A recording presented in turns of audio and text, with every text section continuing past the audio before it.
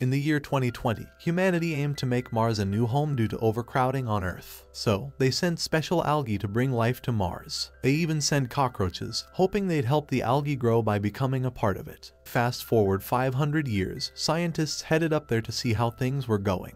But guess what? Enormous cockroach-like beings, these terraformers, wiped them out. 2 years later, humans tried again with the Bugs-2 mission to capture these terraformers. Unfortunately, it didn't end well, and just a few survived. Now, zoom ahead 20 years after Bugs-2 mission.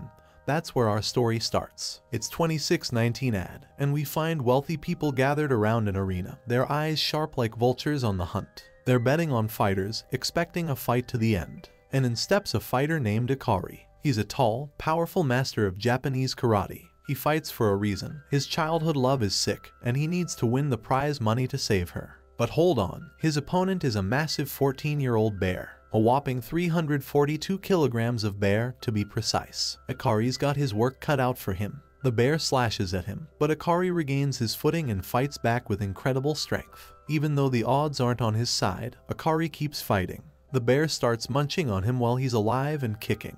But just when things look grim, Ikari's thoughts turn to his lover, his pillar of strength. Suddenly, a burst of fury transforms him into a fierce beast. With newfound power, he takes down the bear, reducing its head to pieces. Later on, Ikari reaches out for funds to save his beloved.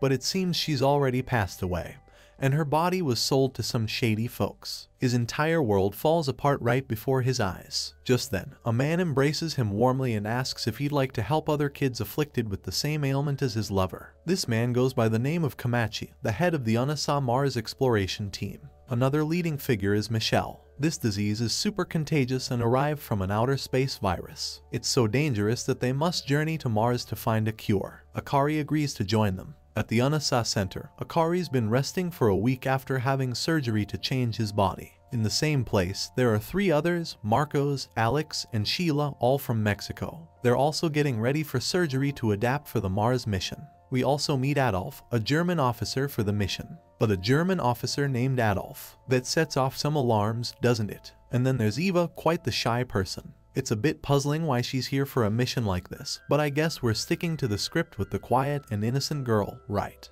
Adolf discusses the challenges of the Mars journey, and how some of them might not make it. The alien virus has an unimaginative name, the alien virus. It's a 100% killer. So, their mission to save humanity means they have to find a cure. There's just one snag. Every probe sent before got lost, thanks to these massive bug creatures, the Terraformars, infesting Mars. They're calling their mission Annex. The virus's existence is a secret. Scientists are stressed out over it. The initial outbreak goes back 42 years and has only gotten worse. They start their Annex 1 mission and hop on a ship, a 39-day ride to Mars. During the journey, they go about their days like usual. Ikari, Alex, Marcos, Sheila, and Eva become great pals. Sheila even confesses she's smitten with Captain Kamachi, all because he was nice to her once. Meanwhile, back on Earth, Haruma, the deputy UNISAC commander, is checking into Professor Honda. He was involved with the Bug-2 project 2 decades ago. Honda tried to lead a rebellion against the team. But Haruma isn't out for revenge, he wants to safeguard his country.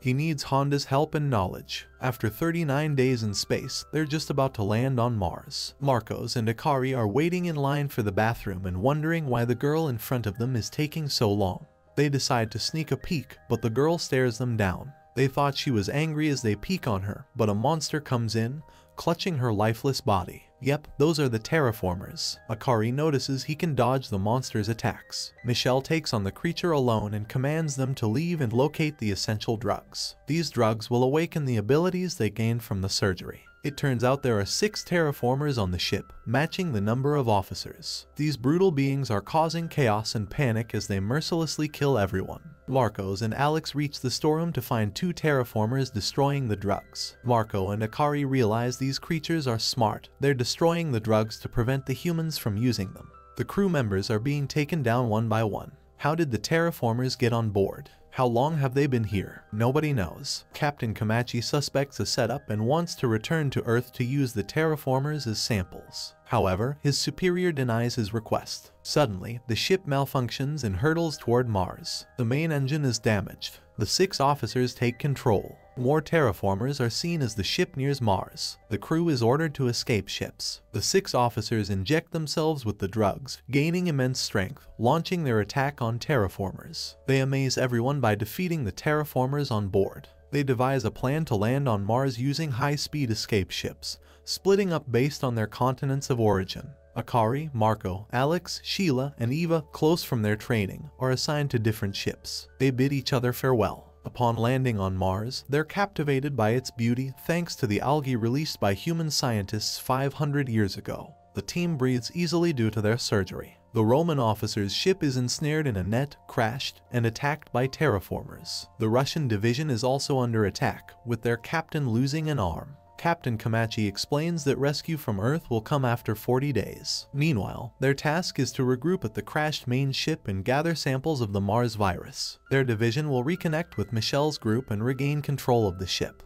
They're ambushed by a terraformer attempting to get the drugs. Captain Komachi takes evasive action. The captain, along with Marcos and Keiji, confronts the terraformer for a virus sample. They're ordered to take the drug, but the terraformer plays a trick, luring them away. The real one sneaks onto the ship. Sheila, armed with a powerful net gun, captures it. But the terraformer surprises everyone by using concentrated gases to fatally wound Sheila. Sheila breathes her last on Captain Komachi's lap. She loved him for his kindness that one time. Despite their separation, the terraformers find them astonishingly quickly. They're far more intelligent than anyone anticipated. Captain Komachi, Marcos, and the others opt for a counterattack using drugs. The terraformers are mighty due to evolving from cockroaches, but these humans have their own evolution. Their newfound strength, speed, and heightened senses stem from the huntsman spider, a natural predator of cockroaches. Fueled by the loss of his friend Sheila, Captain Komachi unleashes his rage, tapping into this exceptional power to annihilate the terraformers. In the past, Sheila, Marcos, and Alex lived in a violent Mexican neighborhood.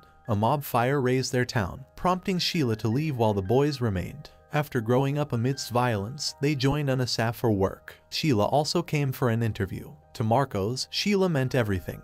He relentlessly battles the terraformers, yet exhaustion sets in, mirroring the huntsman spider's stamina. Marcos is nearly defeated, but Captain Komachi rescues him. Meanwhile, Michelle takes on a terraformer alone and obliterates it, leaving the others stunned. Alongside her surgical abilities, she possesses the power of a paraponrant, capable of lifting hundreds of times its weight. This ability, inherited from her father from the Bugs 2 mission 2 decades ago, lets her explode her adversaries. Back on Earth, Haruma informs Professor Honda that Michelle and Akari stand as the 2 most potent forces in the Annex project. Honda appears shocked, recognizing Akari. On Mars, Akari unleashes his mutation powers. Typically accompanied by blinding rage, the drug keeps him calm and focused. Using his powers and an invisible wire, he captures terraformers without lethally harming them. Akari reflects on a kid he met at the hospital just before the Annex mission. This child was dying from the Mars virus, motivating Akari to expedite the mission for the child's cure. The guilt of not saving his lover drives him.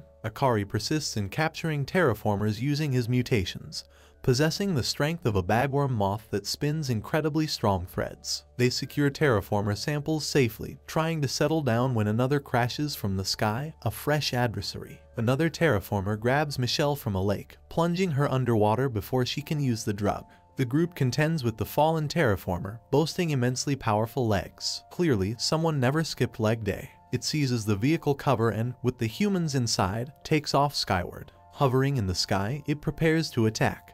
But Alex hurls a rock tied to Akari's string. This lets Akari ascend swiftly, entering dramatically. He rescues his comrades and confronts the unique terraformer. Meanwhile, Michelle battles the terraformer adapted to underwater life. 2 years prior, she secretly observed the team from the Bugs 2 mission at UNICEF. Each team member displayed mutations with distinctive insect abilities. Both Michelle and Akari realized that certain terraformers possess special abilities because they incorporated traits from the corpses of those who died earlier. The powerful legged adversary breaks free and assaults Akari. However, Alex is occupied rescuing crew members using Akari's strings, leaving him unable to aid Akari. In the water, the terraformer drags Michelle deep, impervious to her explosive ability due to its low body temperature. So, she applies a grappling technique to smother the enemy. This method, akin to Khabib's moves, suffocates the foe. She also shatters its legs but starts losing consciousness. High above, the terraformer pummels Akari and tampers with the aircraft. Akari regains consciousness and employs his strings and superior fighting skills to fight back.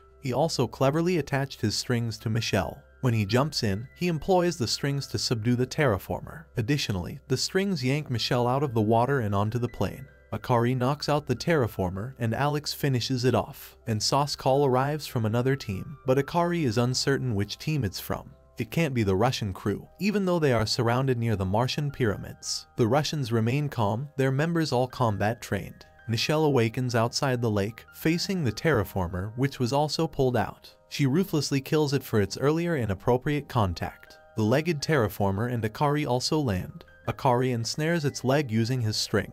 Michelle and Akari collaborate to capture the two special terraformers, achieving an unexpected camaraderie. However, their emergency ship has crashed, leaving them with only ground travel. They head toward the sauce signal sent by the Roman division and Captain Kamach's team. Meanwhile, Sylvester, the Russian division leader, theorizes how the six-legged cockroaches evolved into two-legged forms. Sylvester believes it's due to artificial evolution. When a terraformer charges at Sylvester in anger, Sylvester easily dispatches him. His power, reminiscent of a super-durable giant crab, allows him to withstand direct terraformer strikes and regenerate limbs. The Russian squad engages in a heated battle with the terraformers, using their insect-like abilities to conquer them effortlessly. One squad member, Ivan, possesses the power of a hallucinogenic and fever-inducing plant. He exploits his genjutsu abilities, creating nightmarish illusions for one of the terraformers. Sylvester reflects on his past affected by terrorism, and his daughter afflicted by the alien virus. A tragic backstory indeed. After capturing the terraformers, they venture into the Martian pyramids. Michelle and Adolf discuss their urgency to return to the crash site before the Chinese and Russians do. Michelle enlightens the team about Cockroach's nocturnal nature, indicating that the terraformers might be more potent during the night.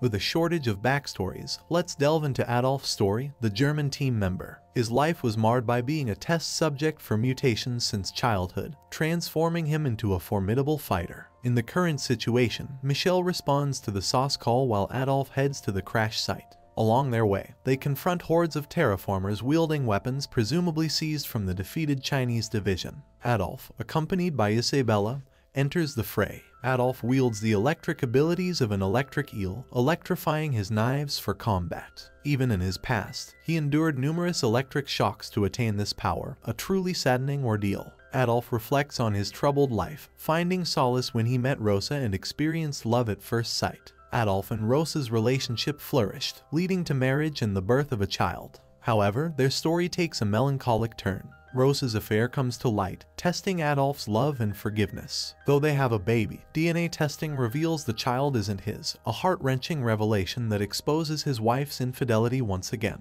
Isabella possesses the mutation of a powerful carnivorous insect, touted for her prowess until she's swiftly taken down by a special terraformer, rendering her abilities futile. Now, Adolf stands as the primary fighter. Amidst annihilating the terraformers, his thoughts drift to his melancholic life. Suddenly, the terraformers seize the Chinese emergency vehicle, approaching with a flag raised and their unique language echoing. Marching in formation, they advance as Adolf confronts them like bowling pins. Despite his valiant efforts, Adolf becomes overwhelmed by the sheer number of opponents. As the terraformers close in for a potential kill, his fellow crew members appear in their human forms, attempting to resist. However, they're quickly overpowered. Eva seizes the opportunity, rescuing Adolf and initiating a retreat. The terraformers make an attempt to hinder her, but the others make a selfless sacrifice to protect Adolf. Adolf's mind wanders through his somber history. Suddenly, a fierce burning determination ignites within him. His electric power acts as a life-reviving defibrillator, propelling him to his feet. To the astonishment of his comrades, he consumes an excessive amount of drugs, a potentially deadly move. Yet, what is death to a man who is already on the brink? With a surge of supreme strength and combat expertise, he ruthlessly obliterates a significant portion of the terraformer army. He hurls his knives at the leaders, who halt them with a flag. Yet, this was part of a calculated scheme. The knives function as conductors. Adolf defiantly flips them off and summons a torrent of lightning, striking down the leader with a resounding crash. The flag crumbles, and the leader falls, vanquished. However, Adolf succumbs to exhaustion, collapsing after exhausting his reserves. Remarkably, the remaining terraformers cease their actions, focusing their gaze on the cliff where their fallen leader lies. Another terraformer approaches and begins forcefully stomping on the leader's chest. This relentless form of CPR revives the leader, who stands once more alive and well. Pointing toward the humans, the terraformers brandish their guns, ensnaring the captured humans in nets. Eva steps forward, a valiant hero, though the odds seem dire. The terraformers take aim and fire, yet Adolf's fiery resolve keeps him alive. He channels his energy to erect a barrier that halts the barrage of bullets. Defiance courses through his veins. He refuses to yield to death. In response, the terraformers lower their weapons. Subsequently, they employ slings to hurl rocks at the humans. Amid this chaos, Adolf urgently whispers something to Eva before succumbing to the onslaught of stones. The terraformer leader halts the assault, and Adolf falls lifeless before Eva. As Eva mourns, the leader descends toward her. Fueled by her grief, she confronts the leader with fervent punches, refusing to back down. Yet, as another terraformer approaches to retrieve Adolf's body, a distinct ticking sound emerges. Adolf's body contains a self-destruct mechanism implanted by the experimenting scientists. Fear grips the terraformers, and they flee in haste. Instead of fleeing, Eva cradles his head, resolute. The explosion is colossal, seen by Michelle's division. Analyzing the explosion's direction, Michelle infers Adolf's demise. On Earth, Rosa attempts to claim Adolf's military payment, only to be denied, a fitting outcome for her actions. Elsewhere, Captain Camacha's team faces a formidable challenge. Separated, confronting sling-wielding terraformers and encountering special types. Thankfully, the division boasts capable fighters, Marcos, Keiji, Kanako, and Captain Camachi. Kanako wields the abilities of the swift needletail bird, granting her the power to soar through the air with agility and strength. However, her speed is trumped by a terraformer's cunning net strategy. Yet, Marcos intervenes, safeguarding her and vanquishing their adversaries. In the depths of caverns, Keiji confronts a distinctive type of terraformer. Possessing the attributes of the peacock mantis shrimp, Keiji boasts regenerative powers, night vision,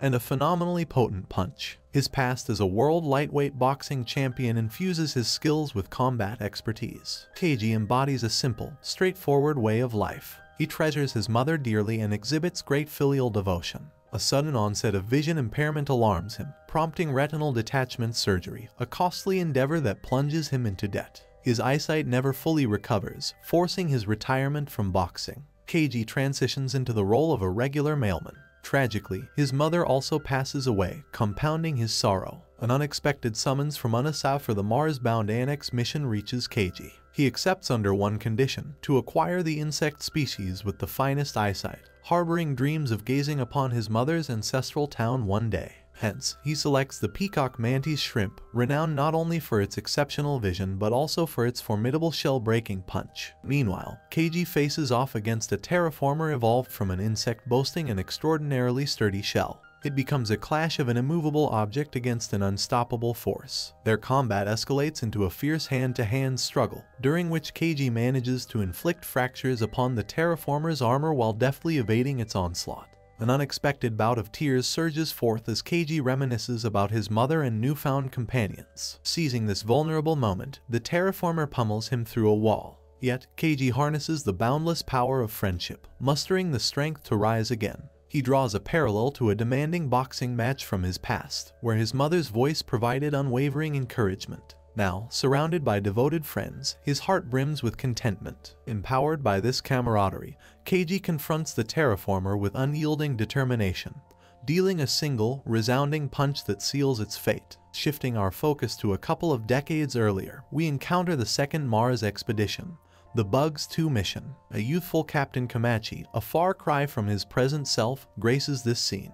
His leadership role has yet to take shape. A prominent figure named Donatello, Michelle's father, stands as a robust and serious presence. Among the mission's members is a young girl named Akita. Camachi shares a deep-rooted bond with Akita from their childhood, one colored by affection and mutual love. Tragically, she meets her demise at the hands of a terraformer. Akita possessed the remarkable ability of a silkworm, weaving intricate silk threads. In the here and now, Captain Camachi stands before a terraformer infused with Akita's silkworm abilities. A subterranean battleground is woven, ensnaring them in the terraformer's stringy grasp. Komachi unleashes a merciless assault upon the creature, ensuring its demise. He harnesses the prowess of the Japanese Hornet, armed with stingers and venomous potency. Simultaneously, the Russian team delves into the pyramid's secrets. Sylvester remains wary, for no hindrance has crossed their path thus far. They stumble upon a probe vessel dispatched a century ago to investigate Mars, a craft that never returned. This probe became a stepping stone for terraformer advancement, granting them newfound technological prowess. Elsewhere, Captain Komachi and Keiji witness a peculiar fleet of airborne devices. These flying contrivances transpire to be propelled missiles, detonating across the planet's expanse. While the humans escape direct impact, their drug-enhanced capabilities wane. Compounded by this, the terraformers succumb to madness, augmenting their already formidable might. Their onslaught claims numerous human lives. In the Russian team's quest, a repository of plans and blueprints unveils itself within a control chamber.